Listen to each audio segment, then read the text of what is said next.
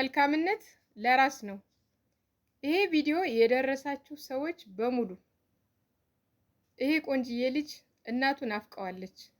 እናቱን በህይወት ካለች ልጇን አፍቋታል። ከምን ጊዜውም በላይ ይሄን ቪዲዮ ሼር፣ ኮፒ ሊንክ፣ ሪፖስት እያደረጋችሁ እናትና ልጆችን እናገናኝ። ይህ ወጣት አሁን እየኖረ ያለው ፈረንሳይ ውስጥ ነው። ነገር ግን ልቡ ያለው ኢትዮጵያ ውስጥ ስፔሻሊ ጎጃም ደብረ ማርቆስ እናቴን አፋልጉኝ እያለን ነው። ባለ ታሪኩ መረጃውን ያጋራኝ የ1 ወር ህፃን ሁኜ እያለ ደብረ ማርቆስ ሆስፒታል በር አካባቢ በቅርጫት ተጥዬ ተገኘሁ ነው። የልጁ መልእክት እንዲህ ይላል፣ አንብብላችሁ። እኔ እናቴ ጣለችኝ ብዬ አልከሳትም፣ አልወቅሳትም፣ አልቀየማትም።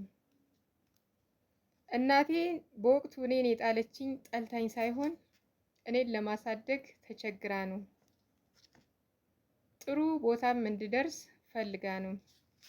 በአሁኑ ሰዓት የ20 ዓመት ጎልማሳ ነኝ። ራሴን ችያለሁኝ። እኔ የምፈልገው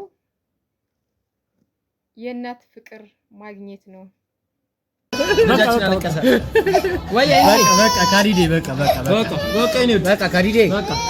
እነኚህን የ1 ወር ህፃን ፎቶግራፍ ያለበት ለጉዲፈቻ የተላከበት ፎርማት እና ፎቶግራፎችን የላኩልኝ ይሄው ራሱ እናቱን ፈላጊው ወጣትና ፈረንሳይ ሀገር የሚገኙ የደብረ ማርቆስ ልጆች ናቸው። ይሄ ፎርም ትክክለኛ ፎርም ሆኖ አግኝቼዋለሁኝ።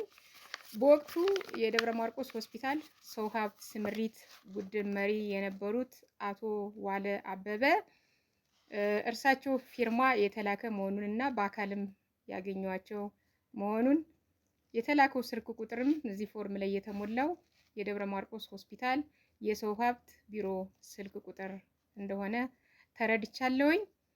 እናቱ በህይወት ካለሽ ልጅሽ ይፈልግሻል። ልጅሽ እናት ተርቧል። እናት ወርቅ ናት ይላሉ፣ በዚህ አልስማማም።